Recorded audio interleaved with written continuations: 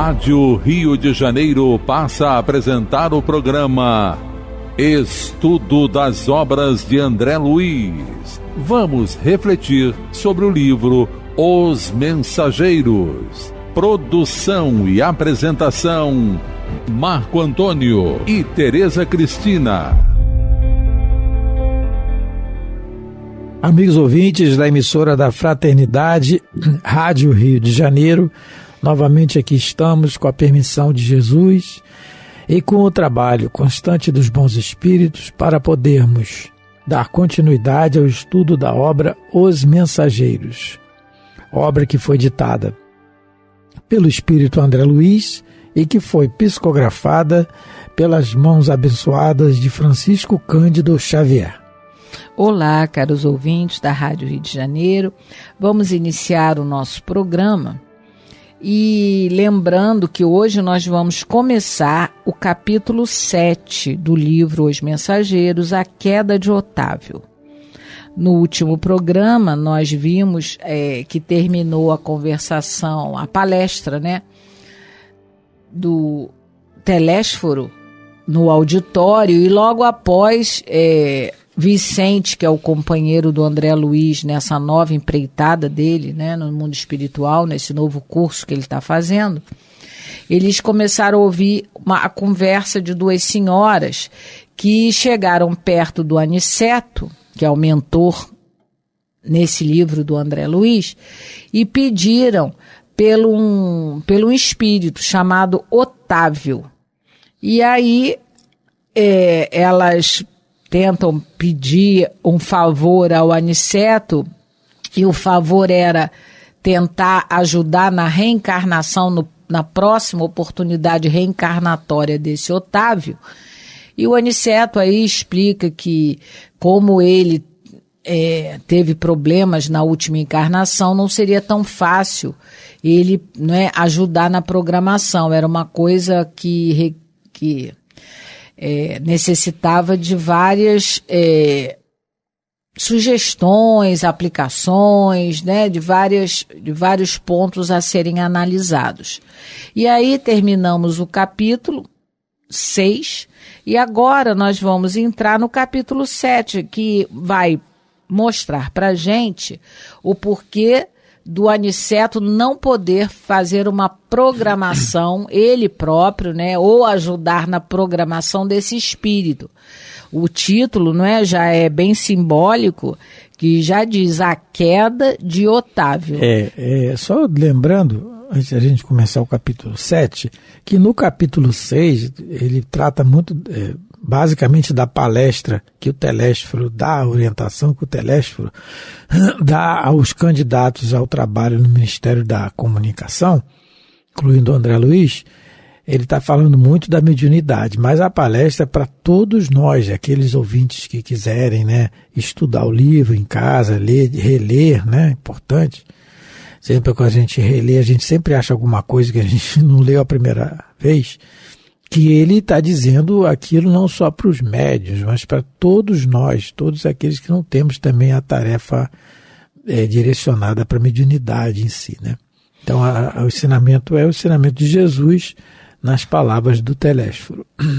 Lembrando que o título do livro se refere ao Centro de Mensageiros.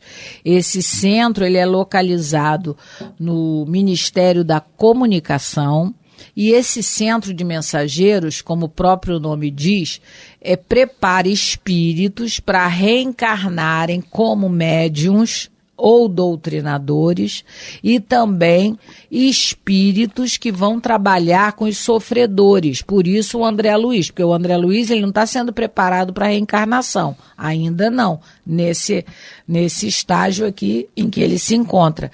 Mas ele está sendo preparado para levar a palavra de Jesus aos sofredores encarnados e desencarnados, que é o trabalho do médium e do dialogador, do doutrinador, que é cristão. Ele, na sua tarefa principal, é realmente consolar os aflitos encarnados e desencarnados. Por isso, O nome do livro é Os Mensageiros, que são aqueles que vão fazer esse curso, vão se preparar para, no corpo ou fora do corpo, consolar aos encarnados e aos desencarnados. Então, vamos começar a leitura e começamos assim. A ausência de Aniceto deu ensejo a palestras interessantes. Se a gente lembrar, o Aniceto saiu acompanhado do Telésforo, foram fazer outras atividades e, como a gente viu no capítulo 6, o Vicente mostrou para o André Luiz, lembrou para o André Luiz o que o Aniceto teria dito, que toda conversação é trabalho, quando a conversação é útil. Então agora eles vão conversar, não é, uns com os outros e vão poder tirar as suas conclusões, vão poder analisar, não é, as histórias que eles vão escutar. Então aí começa a conversa. Só um detalhe, que a Teresa acabou de falar agora, toda conversação útil é trabalho. E no Livro dos Espíritos, a gente até comentou isso no programa anterior, que na pergunta 675, Allan Kardec pergunta assim: por todo trabalho só se deve entender as ocupações materiais? A resposta: não. O espírito trabalha assim como o corpo. Toda ocupação útil é trabalho. Então, ocupação útil, o espírito trabalha. Muitas vezes você tem uma pessoa doente, paralisada numa cama, mas ele conversa com alguém, acalenta alguém, ele, mesmo doente naquela condição, ele dá exemplo de resignação na conversa dele. Isso é um trabalho. Exemplo que a gente tem notório é o gigante deitado, que a gente já falou dele algumas vezes aqui, que é o Jerônimo Mendonça. Quem quiser saber, na internet tem. Ele não conseguia se mexer, mas no leito de dor as pessoas vinham visitá-lo com pena, saíam de lá confortadas. Isso é trabalho. Então é o que a gente está falando aqui. Está dizendo aqui, né? Palestras interessantes são trabalhos também. Formaram-se grupos de conversação amiga. Impressionado com as senhoras que haviam solicitado providências para Otávio, pedi a Vicente que me apresentasse a elas. Não que me movesse curiosidade menos digna, mas o desejo de alcançar novos valores educativos sobre a tarefa mediúnica que a palavra de Telésforo me fizera sentir em tons diferentes. E a providência que ele fala aqui, que elas pediram a Aniceto, era que a mãe do Aniceto tinha uma amiga, um espírito amigo reencarnado na Terra, e aí ela pede ao Aniceto se ele poderia ajudar para que o Otávio reencarnasse com essa amiga dela. E aí é quando o Aniceto diz que não pode tomar providências no caso dele, no caso do Otávio, né? Então ele diz aqui, né, Teresa, ele fala das providências para Otávio, mas ele fala, o interessante é que ele fala da tarefa mediúnica, que a palavra de Telésforo fez ele, o André Luiz, sentir em raciocínios diferentes. Lembrando que alguns dizeres, que a gente até separou aqui, que o Telésforo colocou na sua palestra, no capítulo anterior, ele disse, por exemplo, não cogitem de compensações e condições. Quem não deseje servir, procure outras tarefas. Servidores que atendam de boa vontade. Então ele fala do comportamento nosso com relação, comportamento, atitude nossa, com relação ao cotidiano da vida comum, né? A gente fazer alguma coisa sempre esperando compensação, porque a gente ainda é assim, né? E condições, só faço se tiver assim, desse jeito que eu quero. Isso não pode, né? Então servir, quem não deseja servir, né? Servir, realmente ser servo, que o exemplo maior é nosso Senhor Jesus. E servidores que atendam de boa vontade, né? Procurar fazer as coisas de boa vontade. Isso no corriqueiro do dia a dia. Eu me coloco muito nisso, porque às vezes, dependendo da pessoa para que a gente vai fazer alguma coisa, dá uma má vontade, não é? Mas é exatamente isso que ele está pedindo para não fazer. E o André Luiz, ele colocou isso na tarefa mediúnica. Porque o médium de tarefa, aquele que tem a sensibilidade, ele vai ter a facilidade dele de receber a intuição dos espíritos é muito maior do que quem não tem essa tarefa mediúnica não tem o corpo preparado para isso. Então, todo aquilo, o comportamento dele no dia a dia vai ser, vamos dizer assim, vai ser mais exacerbado, seria a palavra certa, vai ser mais cotidianamente exemplificado, não sei, de acordo com o que ele vai fazer, porque os espíritos vão intuí-lo. Isso que eu ia dizer, a intuição dos espíritos para aquele que tem a tarefa mediúnica vai ser mais explícita do que para nós. Então, a vigilância na questão do médium no comportamento do dia a dia, é isso que ele está dizendo aqui. O amigo atendeu de boa mente. Em breves momentos, não me achava tão só à frente das irmãs Isaura e Isabel, mas do próprio Otávio, um pálido senhor que aparentava 40 anos. Então aí ele não só encontrou com as duas senhoras, que ele queria saber mais, né, que ele pediu que o Vicente apresentasse a ele, mas ele também encontrou o Otávio. Foi as duas senhoras que pediram, né? No final do capítulo 6... a mãe do Otávio e a amiga dela. A amiga dela, isso mesmo. O André Luiz pediu para encontrá-las, mas ele teve a grata satisfação de não só encontrá-las, mas também conheceu o Otávio, que é, como ele coloca aqui, um pálido senhor que aparentava 40 anos. Só um detalhe, Tereza, que ele fala um pálido senhor. Ele já botou essa questão de pálido, a gente vê, porque aqui está todo mundo desencarnado, né? Então, é o perispírito, é o corpo sutil, vamos dizer assim, que eles estão ali. Não é o corpo denso que a gente usa aqui. No corpo denso, a gente pode ter um comportamento interior muito errado, mas a gente põe uma maquiagem, um sorriso no rosto e todo mundo pode achar que a gente é bonzinho. Aqui o perispírito, mais uma vez, evidenciando que no plano espiritual isso não tem como. Nós vamos transparecer aquilo que ainda somos. Então, quando ele fala pálido Senhor, ele está dizendo do comportamento, já começa a dizer, a gente vai ver mais adiante, de como está o comportamento, de como está ainda o interior, vamos dizer assim, do Otávio. O ouvinte que quiser pode ficar mais a par dessa questão do que a aparência, o perispírito mostra. No livro dos Médiuns, no capítulo 4 da primeira parte, ele fala isso, ele fala sobre essa questão da aparência, né? No item, especificamente no item 51. Kardec vai botar uma mensagem de Lamennais. No item 51, falando dessa questão do perispírito. O sofrimento que o espírito ainda traz, a coisa, transparece naturalmente no perispírito. Então ele fala aqui de pálido, da palidez que o Otávio está mostrando, é o que ainda ele não está... Ele contrastava com a feição dos outros, né, do que estão bem melhor do que ele, mostrando, denotando que ele não está bem. Também sou principiante aqui, expliquei, e minha condição é a do médico falido nos deveres que o Senhor lhe confiou. Aí eu fiquei assim, que lhe confiou esse? A ele, médico. E aí, a gente pode lembrar o que é a condição de um médico falido. Porque quando o André Luiz chega em nosso lar, ele, lógico, depois que ele melhorou, a intenção dele era ser médico novamente, porque é isso que ele fez a vida toda, né? A última encarnação dele.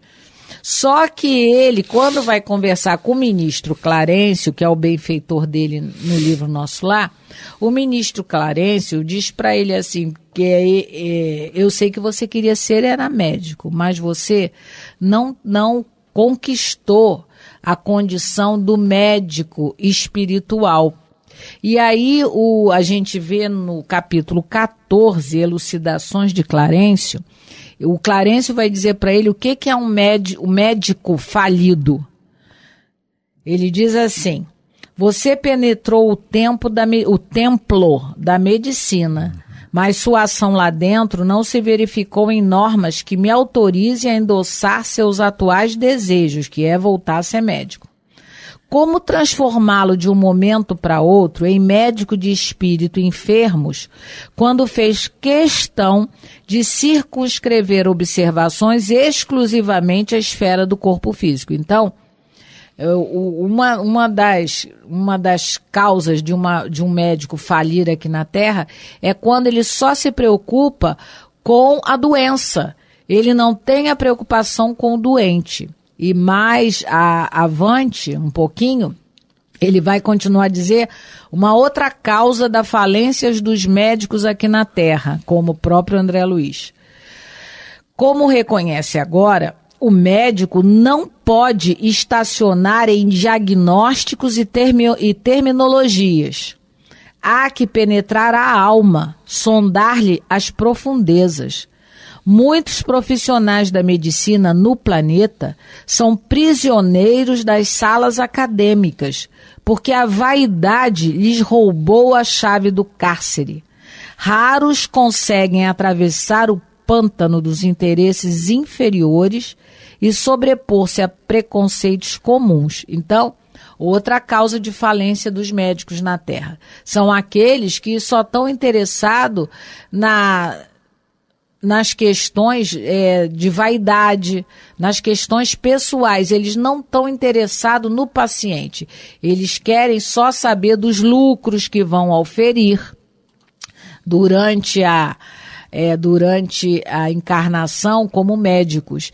Então, quando ele diz aqui quando ele fala aqui pro Otávio, né, que ele também é um médico falido, né, é um médico falido, porque com certeza ele está lembrando de tudo que o Clarence falou para ele, que a maioria, e é a maioria dos médicos na Terra, né, aquela época que hoje a gente vê ainda situações bem parecidas, daqueles médicos que não conseguem enxergar o paciente, só enxergam a doença, e alguns que só querem saber de lucros financeiros. Eles não estão interessados no bem-estar do próximo. Eles só estão interessados no bem-estar do próprio bolso. E lembrando que o André Luiz foi um médico e um grande médico, né? A gente já comentou isso aqui lá no programa sobre o livro Nosso Lar, que a gente estudou. E foi um grande médico, um grande pesquisador, renomado. Tudo mais, então não é isso que vai fazer, que vai deixar de ser, por ter sido um grande médico, um grande cientista, um médico falido. Porque, isso que a Tereza colocou, a gente pode emendar com o seguinte raciocínio. Não entendi, Marco, o que você colocou, não é por ser um médico. Não é por ter sido um grande médico cientista, cientificamente falando, né, academicamente falando, que você vai deixar de ser um médico falido. É isso que eu estou dizendo. A pessoa faz o seu curso, é um grande pesquisador e tal, mas às vezes fale como médico. Por quê? Porque tem a questão moral aí. É isso que a gente está colocando. Não é por ter sido um grande médico que vai ser que não vai deixar de ser, não possa deixar de ser um médico falido. Porque a missão nossa aqui na Terra, porque se você foi um grande médico, ou a gente está falando do médico, porque ele disse aqui do médico, mas pode ser qualquer profissão. Analisando médico. Vamos analisando médico, mas pode ser qualquer profissão. Mas vamos colocar na questão da medicina. Então, a medicina, ela lida com as pessoas. Se você foi um grande médico estudioso, você é inteligente. Você adquiriu uma inteligência, um patrimônio que você adquiriu. Isso é progresso individual de cada um. Não é a graça que Deus dá para um e para outro, porque seria uma injustiça, né? Então é progresso individual que você adquiriu. Mas o progresso intelectual, o que está lá no Livro dos Espíritos? Ele impulsiona o qual? O moral. E o progresso moral se dá pelo comportamento nosso de lidar com o ser humano, de lidar com a pessoa, de entender a pessoa, de ajudar o ser humano. O médico, ele está tratando começa. No que ele só trata a doença, mas ele não olha o ser humano, começa a falência dele aí. E é aquilo que notoriamente a gente vê no dia a dia. Poxa, a gente tem até uns memes aí na internet. Doutor, o senhor nem olhou para mim, só olhou para o computador, nem conversou comigo, não é? Aí o médico respondeu assim: mas isso aqui, eu vou olhar para a senhora para quê? Isso aqui não é salão de beleza? Não, você não é modelo? Você não é modelo, desculpa, a Tereza lembrou. Você não é modelo, eu sou médico, quer dizer, ainda responde. Então, e começa a falar isso. Às vezes é um grande cientista, um grande pesquisador, estudou, é inteligente, mas é falido. Então, no Evangelho segundo o Espiritismo, capítulo 7, item 13, Allan Kardec vai colocar uma mensagem do Espírito Ferdinando, um espírito protetor, intitulada Missão do Homem Inteligente na Terra. Fazendo uma abrangência, né, dessa questão da inteligência, ele diz assim: não vos ensoberbeis do que sabeis, porquanto esse saber tem limites muito estreitos no mundo em que habitais. E mais adiante ele fala assim, é uma missão que Deus vos dá, pondo-nos nas mãos, quer dizer, a inteligência, o instrumento com que podeis desenvolver, por vossa vez, as inteligências retardatárias e conduzi-las a ele. Então, quando o médico consegue ir além da ciência e na pessoa, no caso o paciente, né, conversar com ele, porque às vezes, por exemplo, está uma doença ali incurável, mas o jeito de falar, o modo de falar, dando uma consolação, se colocando no lugar da pessoa, essa é a questão. E aí, automaticamente, você está ajudando aquele indivíduo ali passando por aquela situação a conduzir aquilo para um bem-estar. Quando a gente conduz alguém para um bem-estar, a gente está conduzindo para Jesus. A gente pode ser até de outra religião, não tem problema nenhum, mas a gente está conduzindo para Ele, porque Ele é o maior consolo para nós. Então, no que a gente conversa com a pessoa, isso é notório. A gente conversa, a gente fala, o jeito que a gente fala, né? A gente tem que treinar isso. É muito difícil para nós ainda, o nosso orgulho é muito grande, não é? Mas a gente tem que treinar. Então, essa questão da falência, ela independe da inteligência. Pelo contrário, notoriamente, os mais inteligentes é que falem, porque eles se acham soberba, né? Se acham maiores do que os outros. E na inteligência são, mas a superioridade real não é essa, é a moral. E aí Otávio sorriu e respondeu: possivelmente o meu amigo terá a seu favor o fato de haver ignorado as verdades eternas no mundo. O mesmo não ocorre comigo. Ai de mim. Aí o Otávio disse para ele: olha, mas você talvez não tenha conhecido, não é, as verdades eternas. E eu conheci, ele foi preparado, mas a gente às vezes brinca, eu só conheci o Espiritismo nessa encarnação. Mas a lei de Deus é uma só e ela sempre foi trazida ao homem encarnado pelos espíritos superiores e por aqueles superiores que encarnavam. A gente não pode ficar usando esse tipo de desculpa. Eu não era espírita, por isso que eu fiz isso. Não, isso não justifica, não é? Porque o espiritismo nada mais é do que o cristianismo primitivo trazido novamente, né, na sua pureza.